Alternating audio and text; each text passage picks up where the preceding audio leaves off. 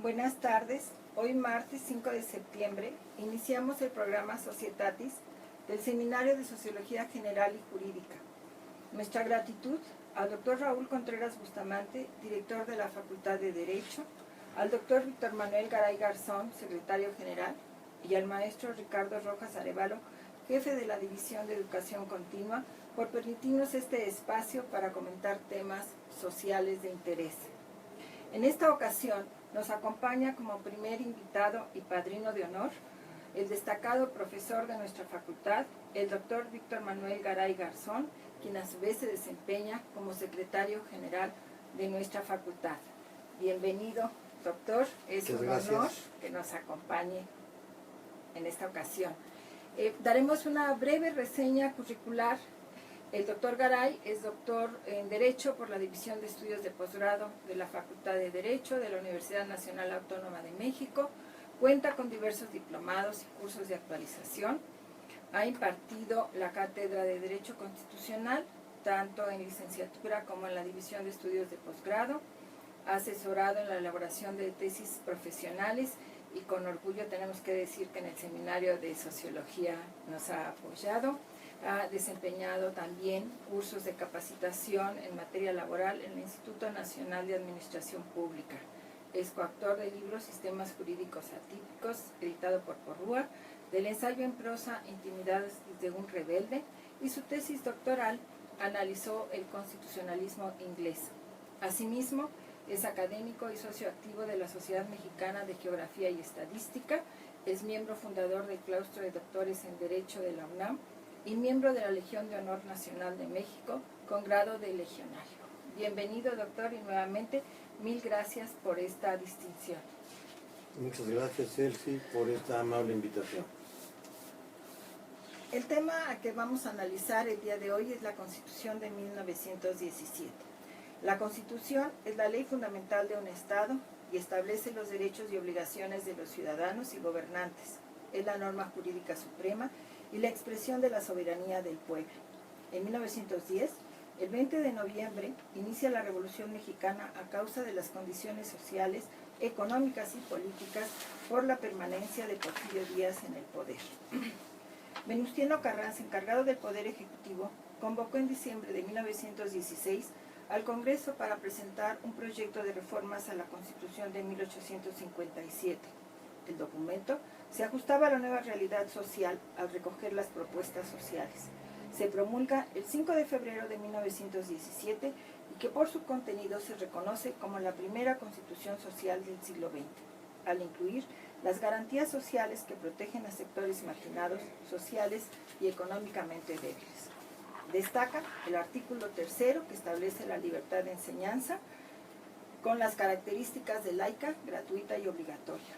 El artículo 27, que garantiza la propiedad privada y la equidad en función del bien público, y finalmente el artículo 123, que incorpora los derechos laborales y la jornada máxima de 8 horas.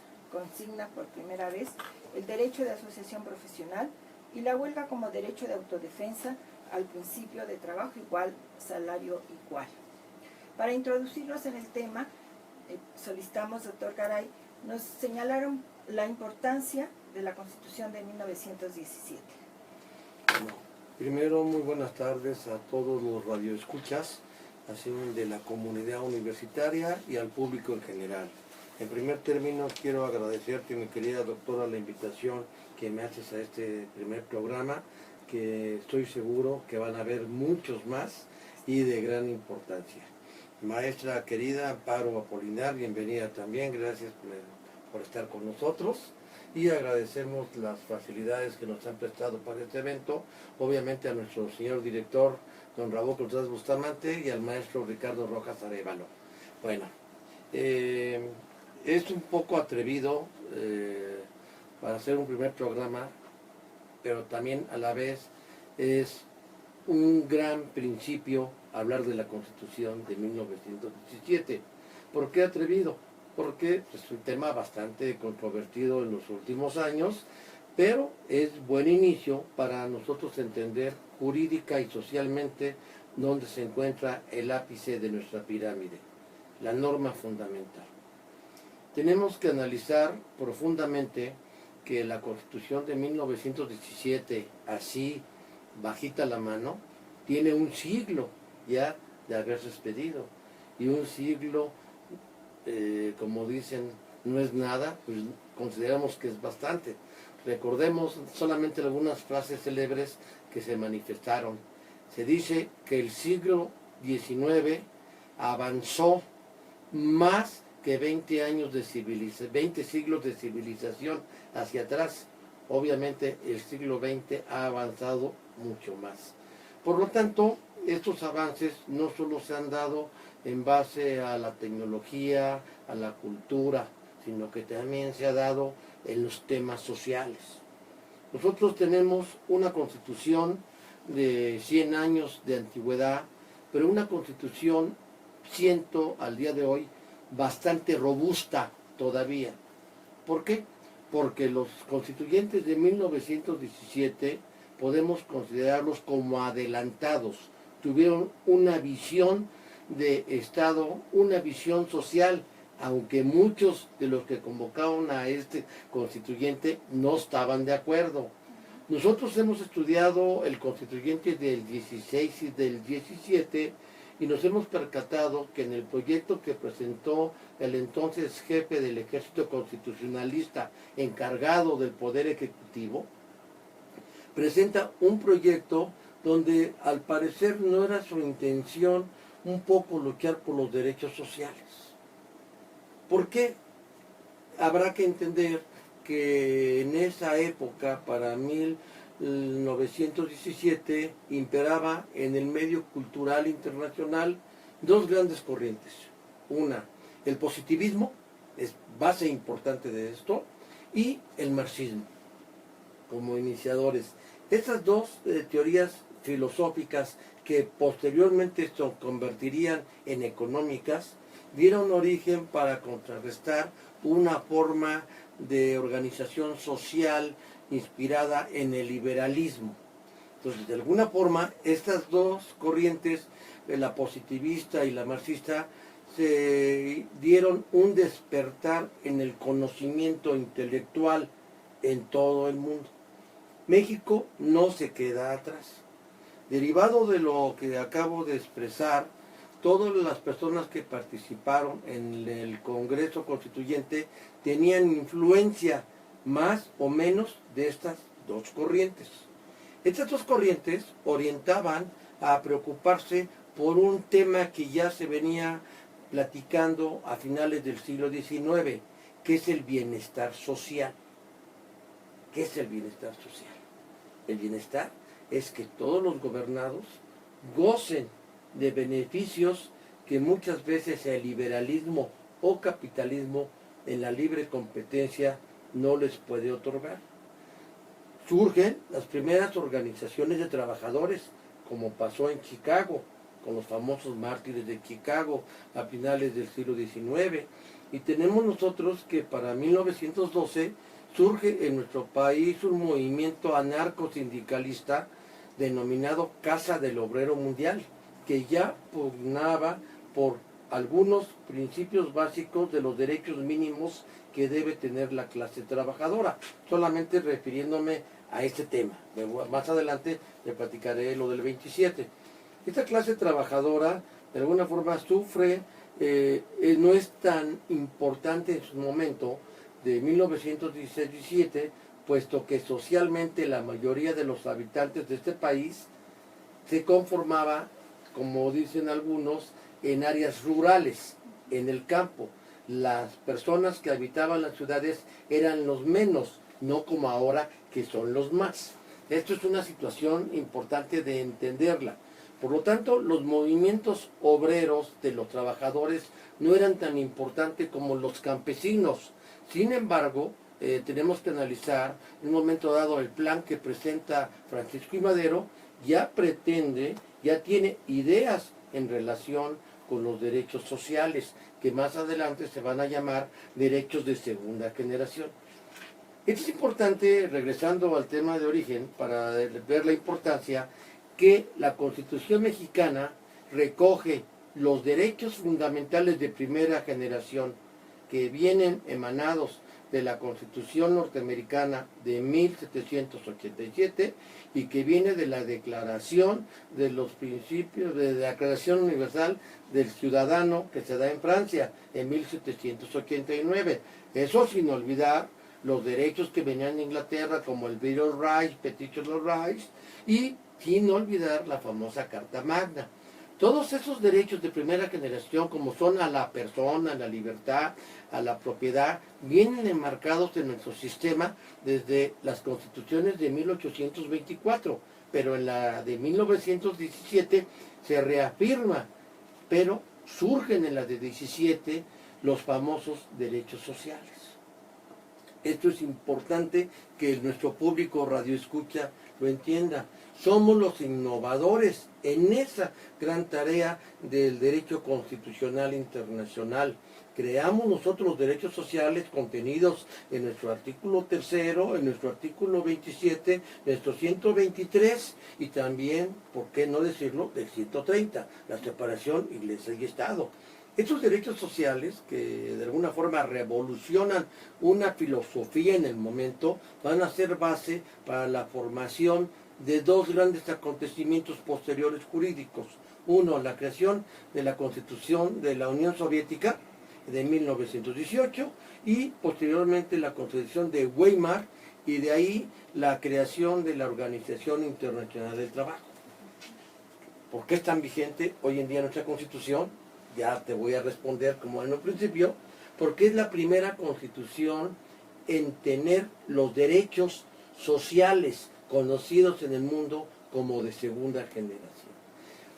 ¿Es vigente? Sí, es muy vigente, bastante bien, pero recordemos, todavía hay cuentas pendientes, todavía tenemos una deuda con la sociedad y es una situación bien importante.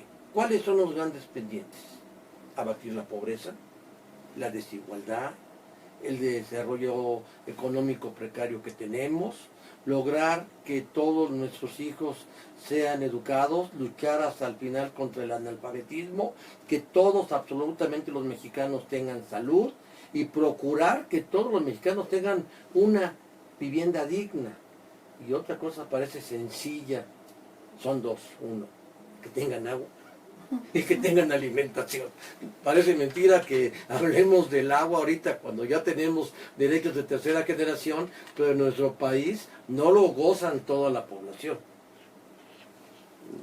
Exactamente, es decir, aunque la Constitución de 17 podríamos decir tiene una vigencia plena, obviamente las condiciones sociales han sido modificadas y será una la sociedad mexicana en 1917 y otra la sociedad mexicana de 2017. Pero esto implica que precisamente en ese desarrollo social la Constitución también se ha modificado.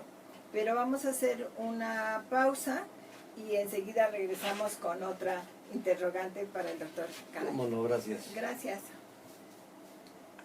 Estamos en corte, maestra, regresamos en 3 minutos. Bueno, ¿metemos la música ahorita? De la música va a estar en el corte. El corte lo van a meter, Sí, ¿no? lo indicaron en el guión. Ah, bueno, entonces ahorita quédese para hacer el comentario sobre la pieza musical. Ah, ok. Sí, ¿No? ¿Cómo quedó? Seguimos nosotros en vivo. ¿Estamos en vivo? Estamos aquí hablando felices de la vida.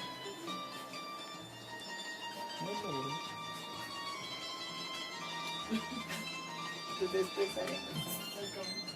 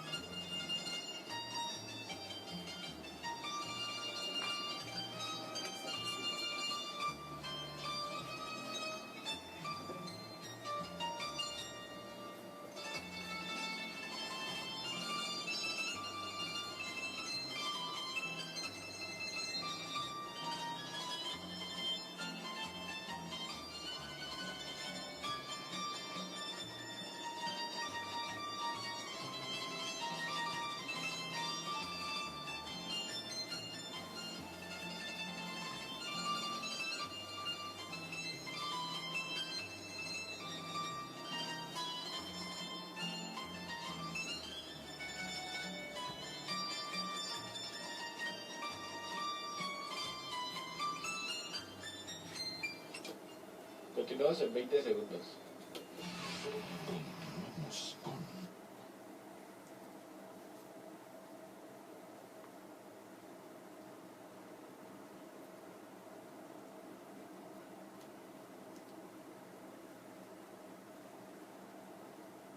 La música es parte importante de la cultura.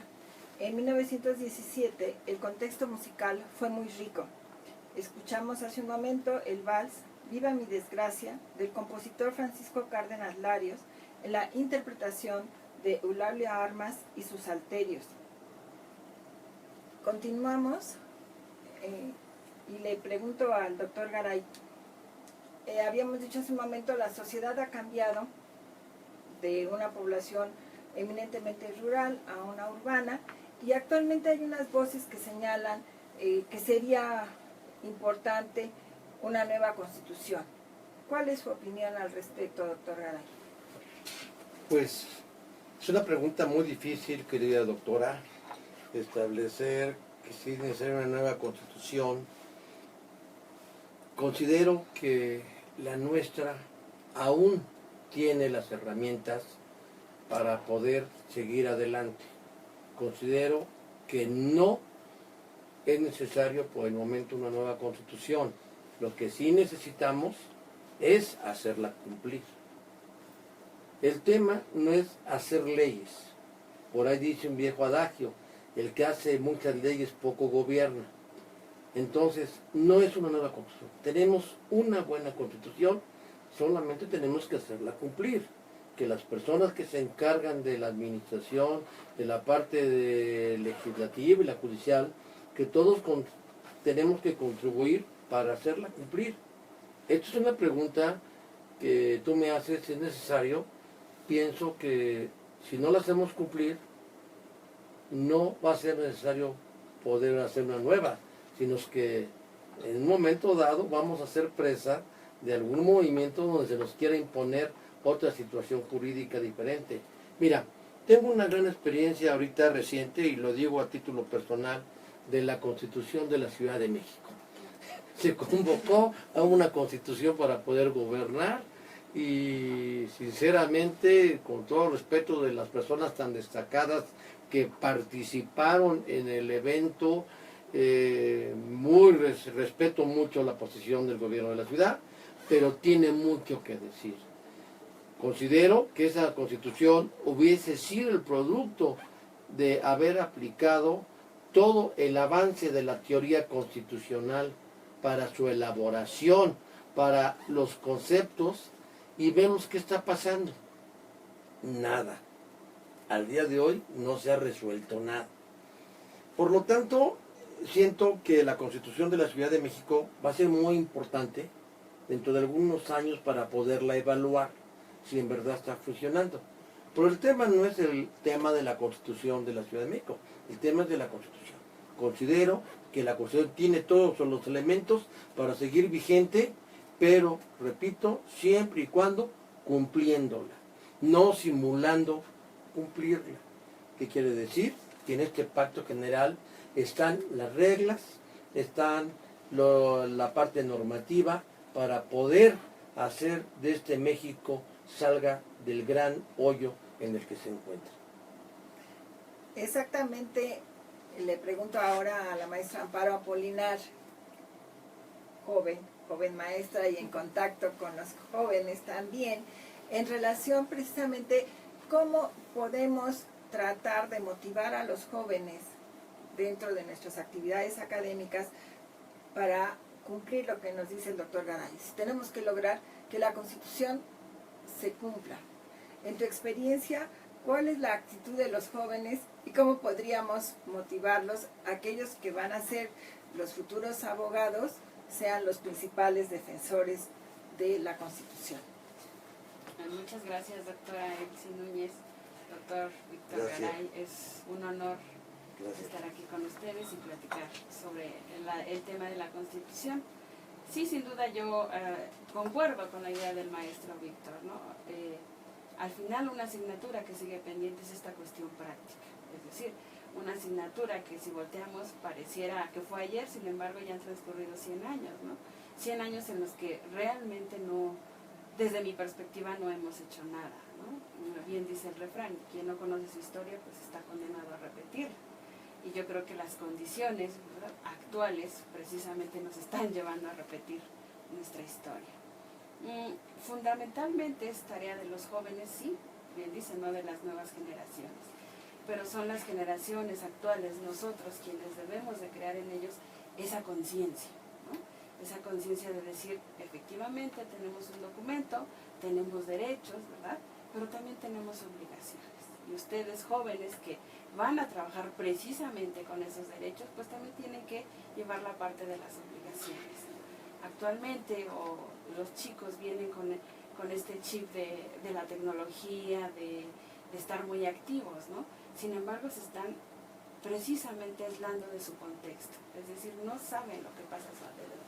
Y si no saben lo que realmente pasa a su alrededor, pues realmente difícil va a ser que hagan cumplir las leyes. Yo creo que esa es una labor muy, muy importante de nosotros los académicos, ¿no?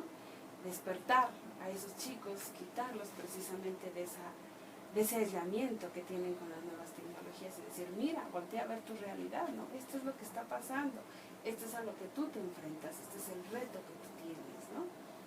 Las condiciones de nuestro país, ¿verdad?, desafortunadamente, ¿no?, y digo desafortunadamente, están, pues nos dan un panorama muy, muy, muy, muy difícil y de grandes retos, ¿no? En ese entonces se hablaba precisamente de aspectos como la desigualdad, la pobreza, y que ahora hemos catalogado como a personas en situación de vulnerabilidad. Seguimos con la misma asignatura pendiente. Y si esos jóvenes no toman conciencia de esa realidad, pues yo creo que va a ser muy difícil, o seguiremos con la misma asignatura pendiente, ¿no? Labor importante sin duda van a ser los académicos. Bien se dice, ¿no? Con el ejemplo nosotros podemos traer a estos jóvenes y decirle, mira, nosotros, o nuestra labor es precisamente que tú te des cuenta de cuál es tu realidad, porque no se trata efectivamente de hacer leyes, ¿no? Se trata de que las cumplamos, de que en la práctica realmente se cumplan, ¿no? Muchas gracias, maestra Amparo. Doctor Garay, ¿podemos entonces decir que podemos identificar de alguna manera los objetivos que se pretendieron en 1917 con el 2017, a pesar de que las condiciones sociales, económicas, políticas del país han cambiado, pero tendríamos una constitución vigente y de actualidad? Sí, sí la tenemos. Mira, doctora, hay una teoría de Carl Lowenstein que dice que los muertos no deben gobernar a los vivos y que los que hicieron esa ley fundamental ya no están con nosotros. Y que qué derecho habría de que ellos que están, algunos bajo tierra, puedan dirigir los designios de una sociedad futura.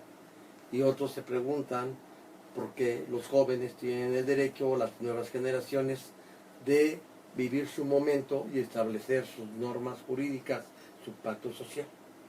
Es una corriente de opinión muy respetable de este gran jurista Lowenstein, pero tenemos nosotros la gran figura de la renovación de la Constitución. La renovación o reformas a la Constitución tienen por objeto actualizarla en todos los sentidos.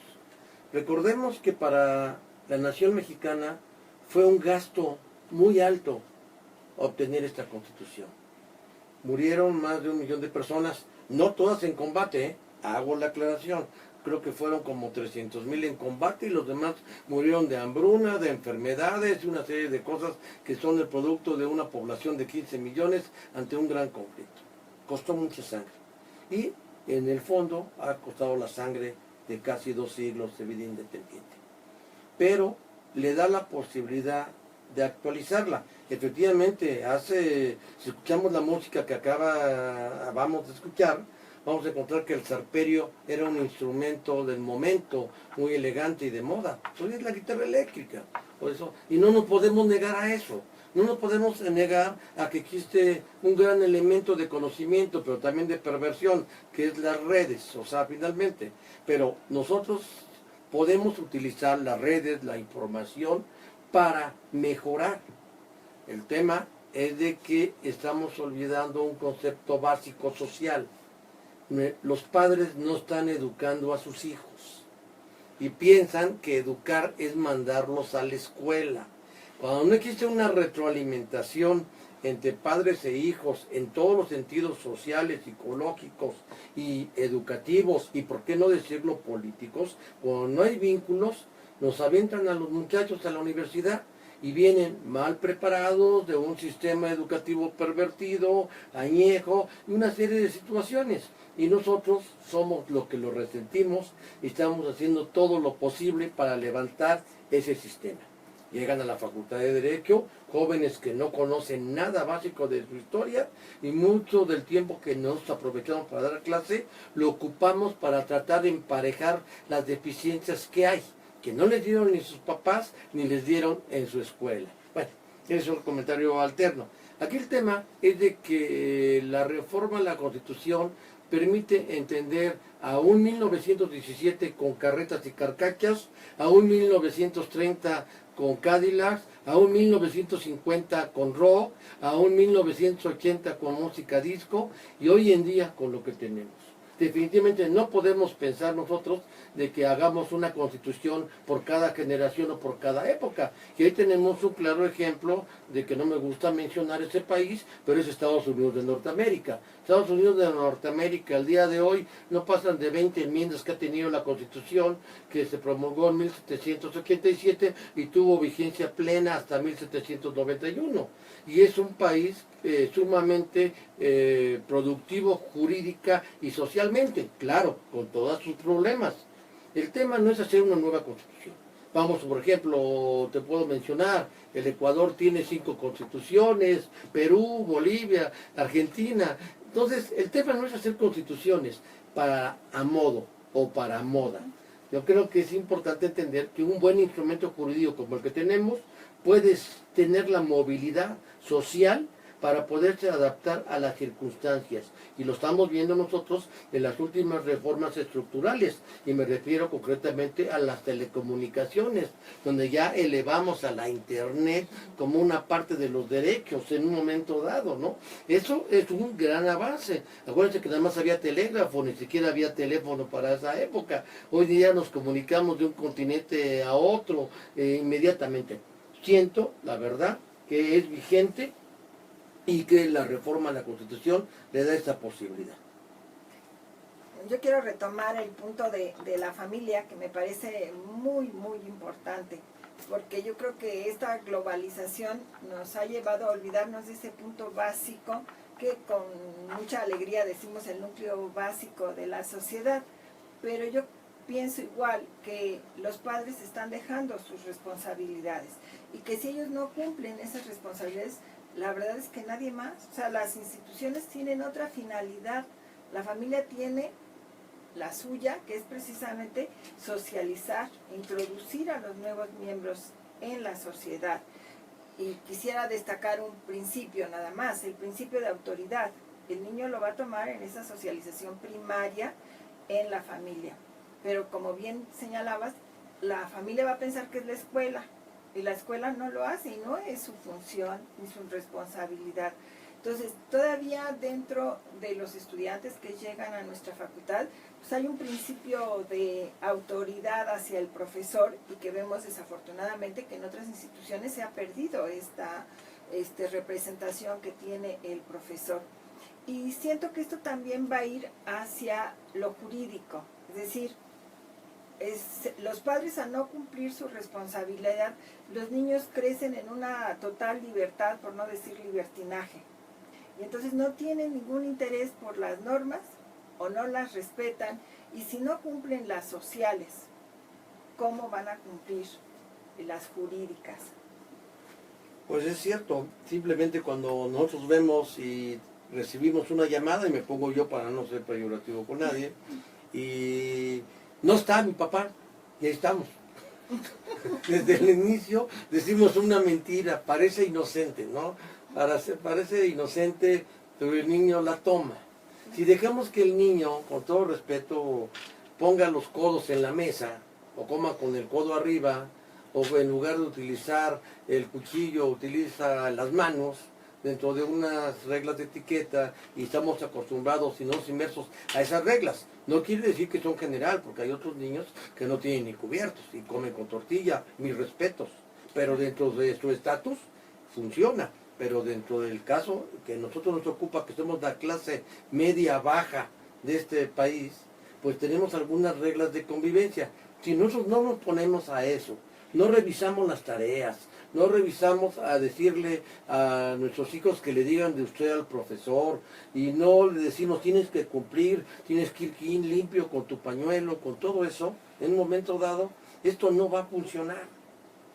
Y van a tener una cosa, disculpe que me cuelo con el tiempo, pueden tener las mejores calificaciones, pueden ser de 10 en nuestra facultad, pero eso no quiere decir que traigan educación, ¿eh? Son dos cosas distintas. Vamos a hacer una pausa musical y vamos a escuchar de Manuel M. Ponce, Estrellita. Estamos en corte, maestra. Regresamos en 3 minutos. Entonces, lo último que dijo, ¿lo repito? Sí estuvo todavía al aire. ¿Estamos en el aire? Sí, ¿Nos están vi- ¿Nos están viendo todavía? sí, todavía. Pero es la idea de la transmisión que puedan ver lo que es detrás del programa en sí. Porque me faltaba un párrafo. Ahí va. Yo estoy muy contenta, muchas gracias. Sí. El gran tema educativo. ¿Cuántos de los papás se sientan a hacer la tarea? Ya no. ¿Cuántos de los papás acompañan al hijo, como lo hacíamos nosotros, nos llevaban a la papelería, a hacer cola para comprar la estampita para hacer una biografía? Por lo menos no había desarrollo, la copiamos tal cual, pero hacíamos caligrafía. Hacíamos caligrafía, porque ahora no tienen unas letras. Mira, yo dejé de escribir en el pizarrón porque yo escribo manuscrito, no me entendía. Porque uno sí puede entender la de script, pero ellos, la manuscrita, ¿no? Entonces, yo por eso tuve que actualizar y hacer láminas porque mi letra no la entendía. No es porque tenga No, pero los papás, con el pretexto además de las mujeres que están trabajando, allá lo van a vivir. Y ya, Maestra, la última canción, ¿la quiere que la reproduzcamos hasta el final o durante el último bloque? Pues como tú me indiques que es lo más acertado, yo lo hago. Yo digo que para que no pierdan tiempo, la deje para Al final. al final. Ok. ¿el corte ahorita? No, ¿no? Con Está la ellos, música ahorita, ¿no? es lo que se está oyendo. ¿Nos oye? Por acá sí. No, ya no.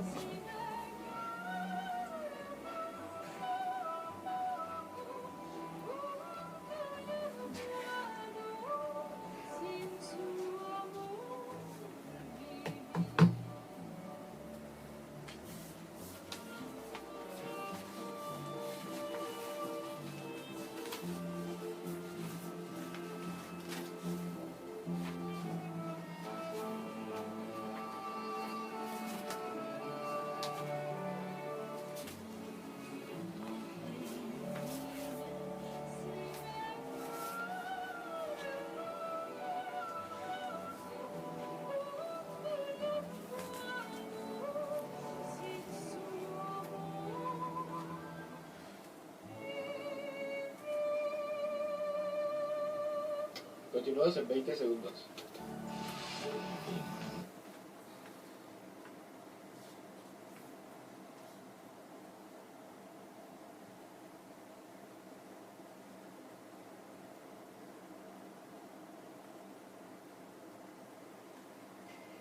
De Manuel M. Ponce se dice que iba a Aguascalientes en tren a visitar a sus padres y vio una estrella en el cielo, y en ese entonces pensó que sería agradable abandonar la realidad de la guerra, la pobreza y estar lejos como una estrella de esa realidad que México tenía en ese momento. Doctor Garay, actualmente un tema importante es la cultura de la legalidad. ¿cómo podemos vincularlo a la reflexión de la Constitución de 1917? Pues es un tema que quiero hacer mucho énfasis como propaganda. Nuestro rector, el doctor Enrique Graue, ha insistido y ha hecho una gran labor por instituir este gran movimiento, gran campaña de la cultura de la legalidad. En base a este gran movimiento que ha impulsado el rector, nuestro director de la facultad lo ha impulsado dentro de nuestro plantel, la Facultad de Derecho, tratando de hacer todo lo posible para que los alumnos y profesores, por qué no decirlo, y trabajadores, cumplamos todos con la norma, con los reglamentos, con los lineamientos. Si tú te darás cuenta, es una facultad más limpia, es una facultad, porque nos ha costado trabajo a través de carteles, promociones, redes, promover que este país solamente va a funcionar a través del cumplimiento de la ley. La Constitución, tenemos que tener, tú y yo como abogados, que en principios generales de derecho, la norma jurídica vigente es obligatoria para todos y de obedecerla todos y cumplirla. Acuérdense que si no la cumplimos, el poder coactivo del Estado echa a andar su maquinita y nos obliga a que la cumplamos. Sabemos que en la parte de la materia penal, sabemos lo que nos puede pasar, inclusive hasta la privación de la libertad. ¿Qué pasa en el caso en materia civil? Podemos ser demandados, en un momento dado, embargados, si no cumplimos con una obligación. La ley, en términos generales, no es de promoción. La ley se cumple, pero también tiene algunos recovecos la ley y habrá que entender la norma como norma con una conducta en términos generales de la legalidad. Un juez no puede ser juez impartiendo justicia y se pasa el alto o estaciona porque trae una credencial del Poder Judicial de la Federación en doble fila y no le puedes poner el candado al... ¿Qué sucede? De verdad. Ustedes vean, por ejemplo, en las escuelas particulares que hay, la Colonia del Valle, son 7:30 de la mañana y vamos a encontrar sendas camionetas bien bonitas, donde la señora se pone hasta en tercera fila o el chofer en cuarta fila y es esposa de un magistrado o de un juez y tiene ahí Poder Judicial de la Federación, la charolita, o lleva con un chofer o con una escolta y se para en triple fila y se baja el muchacho y todavía la señora se pone a saludar a su amiga. ¿Qué pasa cuando nosotros, el hijo nos dice, quiero evitar el servicio nacional, papá, dame 100 pesos para que salga la bola del color que no marche? Bueno, todo es una cuestión de cultura, todo es una cuestión de la cultura de la legalidad. Tenemos que entender que está mal lo ilegal, porque muchas veces avalamos que esté mal, y tenemos que pugnar para no buscar, como nuestros vecinos del norte en el cine, la figura del antihéroe. Ahora resulta que el delincuente, que el que roba Las Vegas y que asalta y este tipo es un héroe. O el que evade a la policía y la sube en un carro a una güera bien bonita o a una morena. Y ese es el héroe de nosotros. Hemos creado figuras del capitalismo que nos hacen desviar la conducta de nosotros mismos y la conducta de nuestros muchachos. No sé si me explico en ese sentido. Claro, y maestra Amparo, usted como joven y ese contacto, ¿cómo podemos hacer para que estos jóvenes que tienen una visión pues mala, errónea, cómo podemos lograr que al final cumplan y que vean que eso que están haciendo y no pensar, como se ha dicho, que tenemos una cultura de la corrupción, ¿no? Pero ya nos habituamos a ella, a la corrupción, a la violencia? ¿Cómo podemos hacer para tratar de cambiar esta imagen en el joven? Fundamental papel, sin duda, en esto es el de la facultad, efectivamente. Yo siempre soy de la idea, ¿no?, que es precisamente aquí en el aula ese pequeño ejercicio de cumplimiento de la ley. Es decir, uno como maestro llega y les pone, miren, estas son las reglas del juego, ¿no? Esto es lo que ustedes tienen que cumplir. Y siempre les recalco, Si esto ustedes lo cumplen aquí, allá afuera les va a ser fácil cumplirlo, porque es precisamente aquí en donde ustedes van a exigir sí sus derechos, ¿no? Tengo derecho a la educación, tengo derecho a la educación, pero también cuál es mi obligación. Si ustedes ya están aquí, ¿verdad? Y teniendo las estadísticas de jóvenes que no tienen acceso a esta educación universitaria, ¿verdad? Ustedes son privilegiados de estar aquí. Y si ya están aquí, pues aprovechen esa oportunidad. Al final, ustedes van a ser ejemplo precisamente de cumplimiento de la ley, ¿no? Una de las reglas, ¿no? No comer en el salón, que incluso, ¿verdad? En este programa de cultura de la legalidad que implementó la facultad, no comer en el salón, ¿verdad? Entonces, pues nosotros, maestros, tenemos que vigilar que efectivamente el alumno no coma en el salón.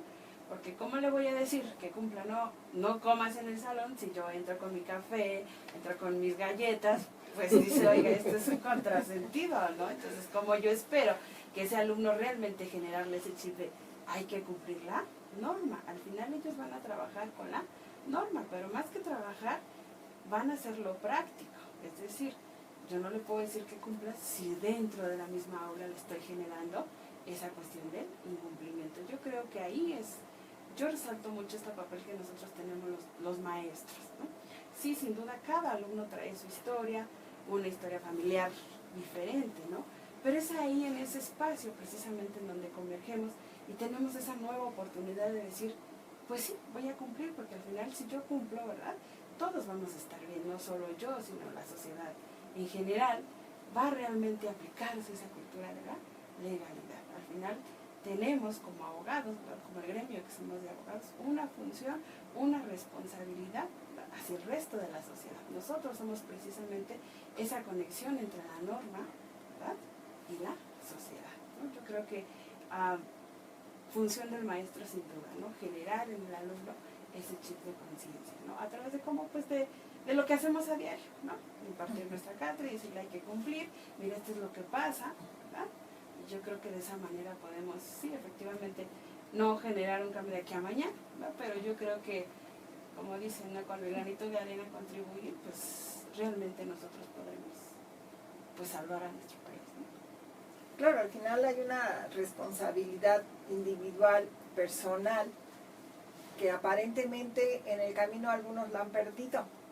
Y tenemos que volver a insistir de que es importante una mejor convivencia, ¿no? Si nosotros cumplimos las normas, cualquiera que éstas sean, pues obviamente la finalidad es que tengamos, por una parte, una mejor convivencia y vamos a ayudar a que la sociedad, el Estado mexicano tenga una visión distinta de esta realidad. Ahora, cuando hablamos, digamos, de una responsabilidad especial de los abogados, ¿cuál sería su criterio, doctor Garay, al respecto? Este es un tema bastante difícil, doctora, bastante. Lamentablemente hay una visión añeja en cuanto que el abogado lo identifican con triquiñuelas, con corrupción, con asuntos. Nosotros no estamos formando, por esa razón, ya abogados, litigantes. Nosotros estamos formando juristas. Esta es la nueva visión que traemos en la Facultad de Derecho. No formamos abogados para que salgan a la calle a aprovecharse de los clientes. No formamos abogados para que vayan a un ministerio público y reciban algún emolumento fuera de la norma. No formamos abogados para que sean burócratas y no trabajen. Estamos formando juristas. Y estamos formando y tratando de formar juristas con responsabilidad social, con solidaridad internacional y con también, ¿por qué no decirlo?, con responsabilidad ambiental. Es un tema en el cual estamos nosotros muy interesados en que los jóvenes entiendan el rol que juegan dentro de la sociedad. Ellos son producto de una educación gratuita, laica, que es el producto de un movimiento, que es el producto de la Constitución de 1917. Aquí más que nunca está vigente la Constitución. están recibiendo una educación gratuita, laica y aparte de calidad. Y por lo tanto, sabemos que no todos los dineros alcanzan y por lo tanto ellos, como dice la maestra Apolinar, son privilegiados. Y nosotros tenemos que buscar que se rompa ese hito del abogado tranza, del abogado que recibe mordida. Y esto no solamente es una labor de la Universidad Nacional Autónoma de México, es una labor de todas las escuelas de derecho, inclusive las mal llamadas patito. Yo creo que es bien importante entender que las instituciones educativas deben pugnar por la legalidad, por la honestidad. Solamente así nosotros podremos lograr que exista una clase social en el sentido no económico, sino que tenga gran responsabilidad y que sea de alguna forma creíble, porque ahorita estamos un poquito devaluados, habrá que entender. No todos, hago la aclaración, pero sí es importante darles a entender esta situación. La facultad busca la creación de juristas, que es muy diferente la visión. Claro, sí, y es una realidad, diríamos, ¿no? Que la visión de la sociedad del abogado, pues tendríamos desafortunadamente que aceptar que está devaluada o que realmente es muy, muy negativa. Vamos a ir a la parte musical, vamos a escuchar del compositor mexicano José López Alavés la canción Mixteca, que es también de 1917, y que en este caso tenemos que decir que fue padre del doctor José de Jesús López Monroy, muy destacado profesor de la facultad, secretario general en los años de 1991 a 1995, Premio Universidad Nacional en el 2011, y que impartió diversas cátedras, Derecho de Familia y Sucesiones, Obligaciones, Historia del Derecho Mexicano, Nociones de Derecho Soviético y de Sistema Jurídico Anglosajón. La versión de la canción mixteca que escucharemos es de Yolanda Aranda y la guitarra de Enrique Coria. Mira el maestro y mi jurado. Pues eras papá. Esta es la canción. Después de la canción, Ya nos ¿volvemos? Ya nos despedimos, ¿no? Ok. Era de su papá, de un concurso que hizo el Universal en 1917. Y él ganó el concurso con la canción mixteca, que era del doctor López Monroy. Oaxaqueño. Es el segundo ahí, ¿no? Sí.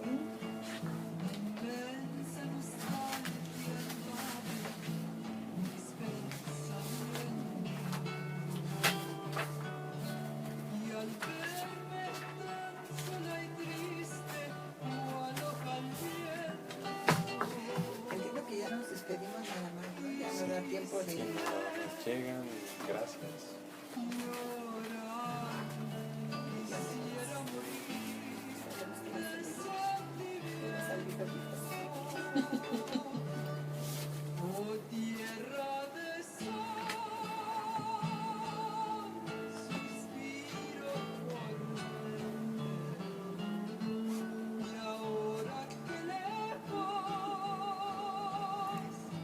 Nos desmayamos.